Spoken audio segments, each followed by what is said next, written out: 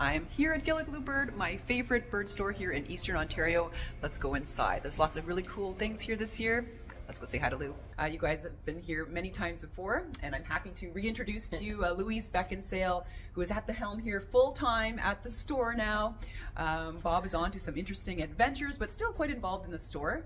But Louise is going to talk to us today about all things migration, and they have some really cool new products here at the store, and I wanted to feature them for you guys today. So, thanks, Dan. Hi, it's always good to see you. I appreciate being here with you today. Yeah, so migration is in full swing. You know, we're going to talk about hummingbirds and Orioles.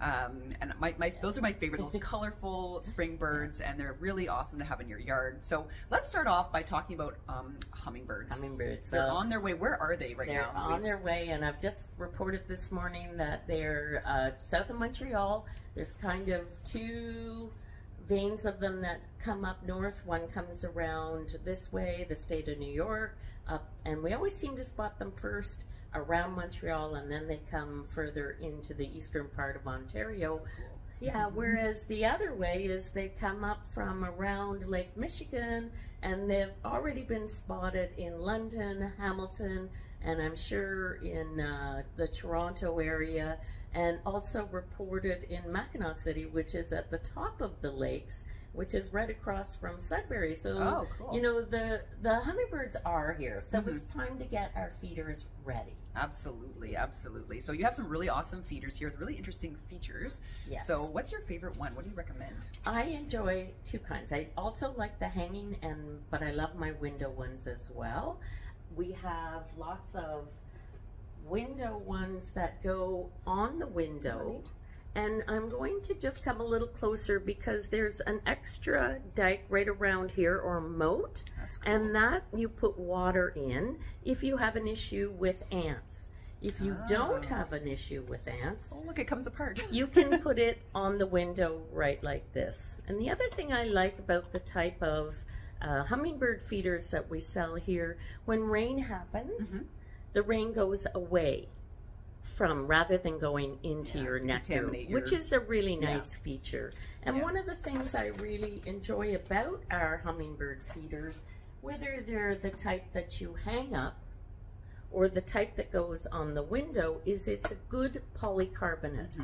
So you won't get the sun beating down on it. Right, to And foul it up won't the nectar. leach out plastic. Okay. Like a cheaper plastic will do leaching in the heat. Okay. So your nectar stays better. This one also has an ant moat. So Cool. I've got like lots of favorites. That's nice. I have this one at the cabin, not with the moat, but I have this one you guys have seen against the window, and every year we have a beautiful male and female ruby-throated hummingbird that come by and enjoy this. What I really like about it, it's like a small space for nectar, so you can change it out frequently because you don't want to get, you know, bacteria and things like that in there to harm our little bird friends. So yeah, this is one of my favorites. I think you made a really good point there, because you're talking about a hummingbird feeder at the camp.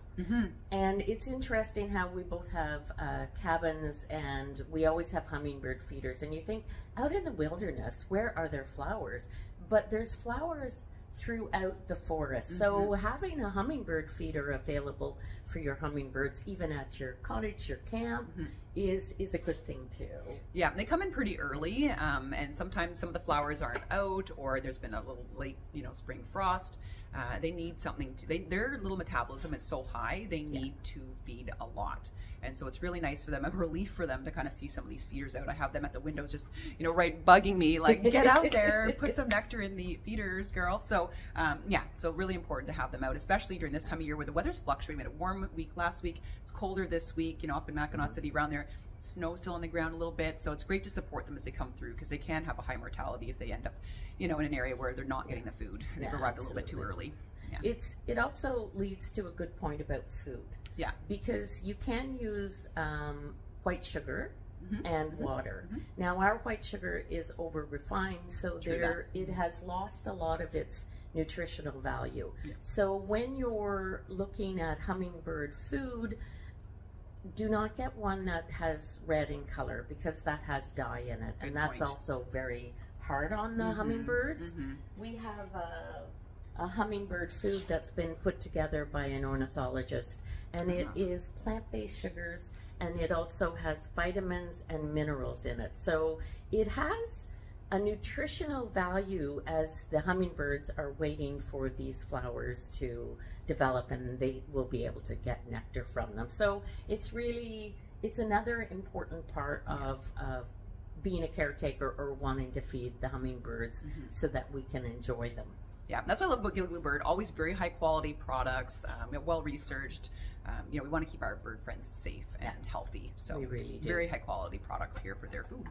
And when you're doing, you had also said about a smaller one so that you can clean it more often, because bacteria is an issue.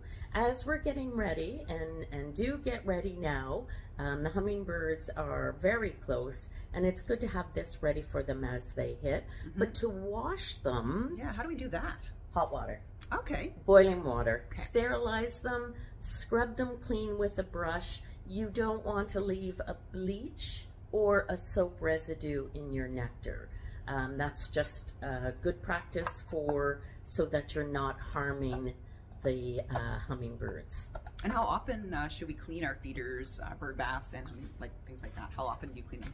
I clean them every time I put more nectar in, because if the nectar, you'll see there's different levels, and hummingbirds actually, when they put their beak in, they also have the tongue, so they can go quite deep. And then when I bring it in to put new nectar in, I do the hot water and then just kind of pat it dry and add more nectar, and away we go. Okay, that's a really good point. Very important. Bird flu's around this season, so make sure you really, really clean all your feeders and bird baths to keep all our little bird friends safe.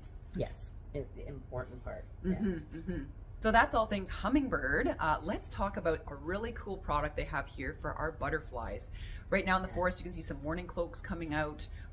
So apparently there's this really cool product that Louise has that we can help to enjoy our butterflies at our homes, at our cottages, at our cabins, and keep them happy and healthy too. So what's that? So this is a butterfly dish. Isn't that cool? I'm going to bring it up close. Yeah, take a look, guys. Because you put the nectar in here, in the base. It too has an ant moat that you fill with water so the ants can't get from your pole to the nectar part of it. A butterfly dish is a little bit different, that it has wicks. And what these wicks are about is they will absorb up the nectar into this wick. And a butterfly has its taste buds in its feet, which tells it to unfurl a tube that comes down and then would suck up the nectar. And on this particular butterfly dish, there's little places here that you put strawberries, bananas, peaches, that type of thing, so that the butterflies can get the juice and the nectar out of each of the... So fabulous! My goodness. Very rarely you see something like this, so this is really cool they carry this product. This is great. I love butterflies. So we have also another really cool product here at the store, and what's that? This is a butterfly house. You'll see on the side there's a clean out. Always make sure that there's clean out so that we're taking good care. And also you want to put in twigs and leaves so that the butterflies, when they're coming in, they're going in there and they can put their chrysalis in there. And it's a nice little butterfly house for them. That's really cool. Yeah. I have one set up at the cabin. I got another one for my birthday. So we're part of the Ontario MIFTIP program, Managed Forest Tax Incentive Program. So we take care of the forest for a tax break. And one of our projects is to set up more and more butterfly houses at the cabin. So that's really neat. Yeah. It's really important. They're important pollinators. Our pollinators are in trouble everywhere, like bees and wasps and things like that. So anything you can do to help the pollinators, please do so. Yeah.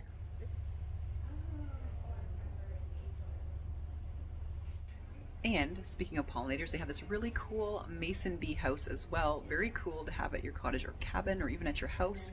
And mason bees are capable of pollinating 20 times more than honeybees themselves. And they're very docile bees. So really important to have these around your garden. It's one thing I like about the wild yam and what she's doing is you're caretakers of the land. And I think to connect with nature and be a part of it and to help it out so that it flourishes rather than is diminished by our walking on the land. So it's a really great connection, and kudos to you. Thank you, and you guys too. You know, I know you're great stewards of the land as well. One thing I also want to talk about with spring migration is, you know, a lot of birds are coming through. A lot of birds die by hitting the glass, you know, in big office buildings, our cabins, our cottages, our homes. So what product do you have here to help keep our migrant birds safe? We have a few solutions, and one is feather friendly, where if you have massive windows, feather friendly is dots that go across the windows.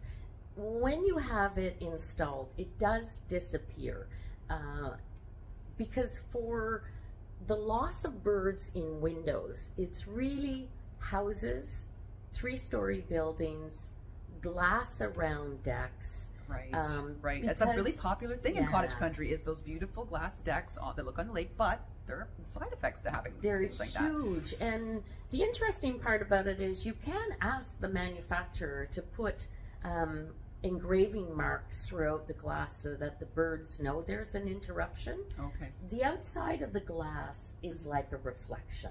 Yeah. So they're literally thinking on a cloudy day, they're literally thinking that it's a continuation of nature, and they're flying right into it. So other than feather friendly, we also have things that are called window alert.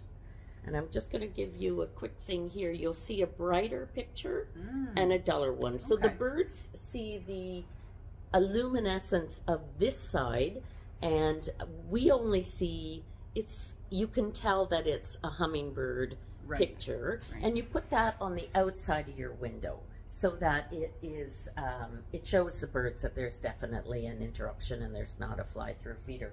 Which brings me to the point, because a lot of people ask, if you put something on your window, are the birds going to fly into the window? This acts as an interruption. Right. So it's one of those things that the bird sees that this is not a continuation, that this is where they're going to. And I agree with that too. Like, I have feather friendly purchased from here, set up at the cabin on all the windows, and it works fabulously well.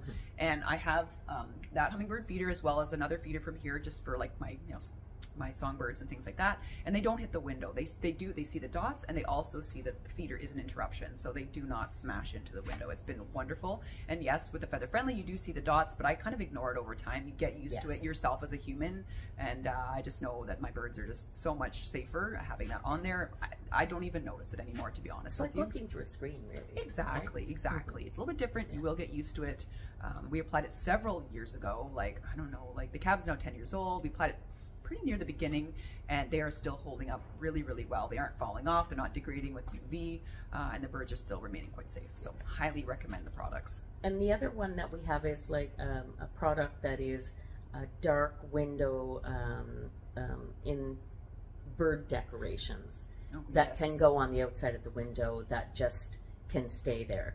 I've heard of a lot of people say to me, I've put things up against the inside of the window, but it doesn't work. They're still hitting. They see the reflection. What they have to understand is the reflections on the outside. So any interruption you want to put, it must be on the outside so that it's really taken care of. Especially cardinals, robins, they will see the reflection. They're very territorial, and so they will, start fighting with the window, thinking it's another one of their own birds, and then, accidents happen. So. When you do have that, my suggestion is to smudge the window so that there is no reflection until this time of the year is done.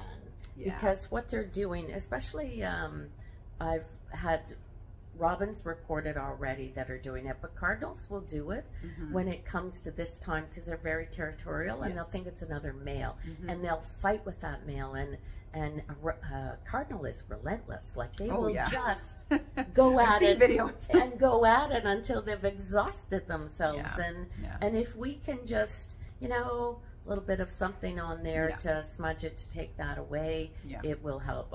We've even had people report where they'll see the mirror of their car. Just put a pillowcase or anything to cover it so that they're maybe don't drive down the road with it. Make sure you take it off, but while it's sitting in your yard, it's just a real help for the birds. That's a really, really great point. Thank you for that. So let's talk about one of my favorite birds that'll be coming around here beginning of May-ish or so. Once things start to leaf out, The insects are flying around a bit more. The Baltimore Oriole. So, just one of my favorite birds. Louise has some great things here at the store. Let's go check them out. All right, so here we are with some really interesting things for Orioles this season. They're on their way. Let's get prepared. All right, Louise, what do we have? We have some great Oriole products as well. So one thing about an Oriole, look up for an Oriole. Orioles are high tree nesters.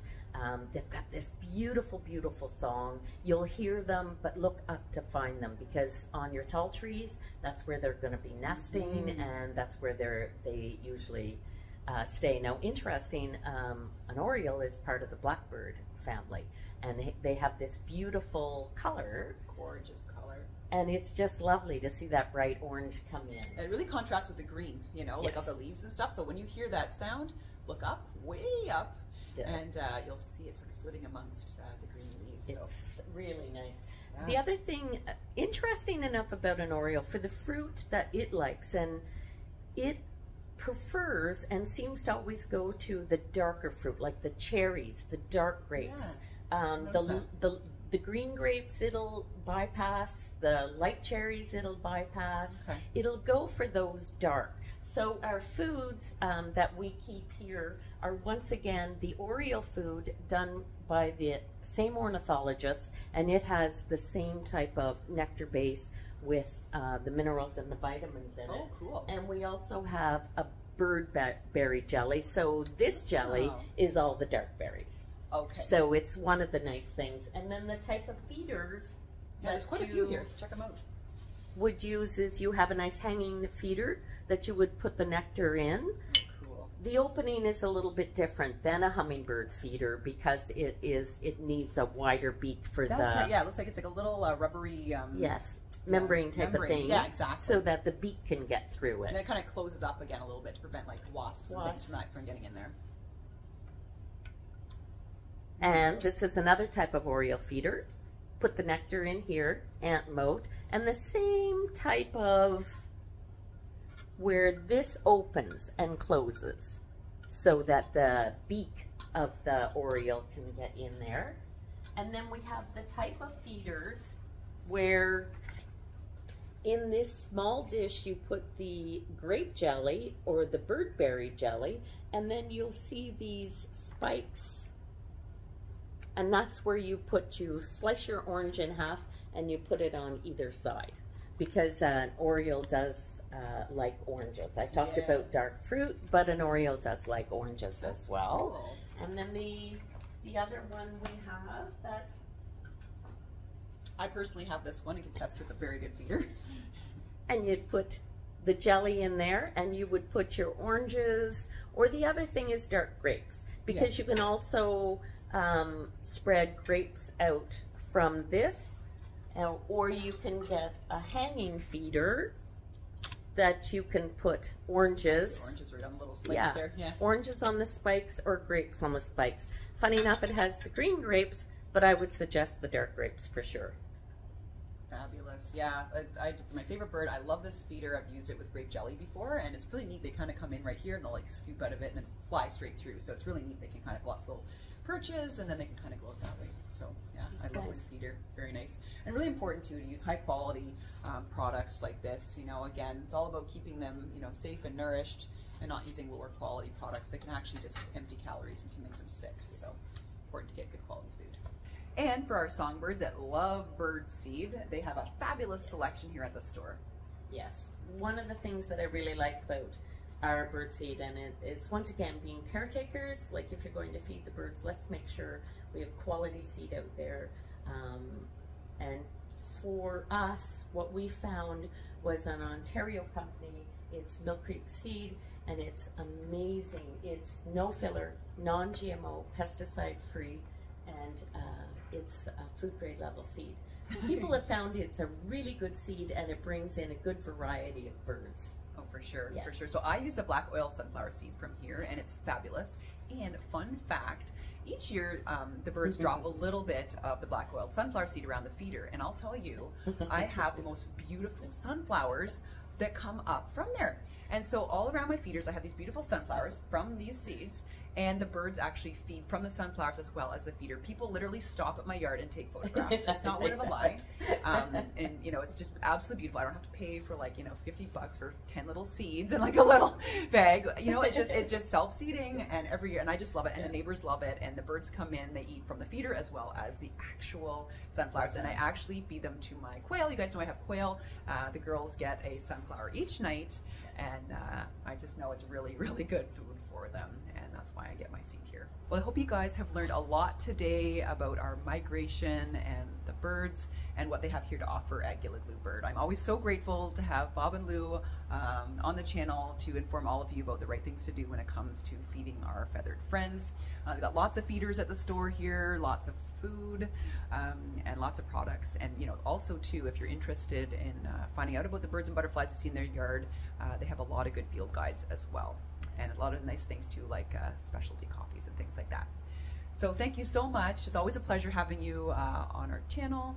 And any final words for everyone? Thank you very much. Always enjoy the Wild Yam channel. It's one of our favorites for sure, and we do enjoy any times that we get together. It's really a fun time, and it's fun facts that we love learning from each other, that's for sure. Yeah, thank you. You're very welcome. All right, everyone, if you have any questions for us down below, leave them down below in the comments, and we'll see you in the next video. Take care.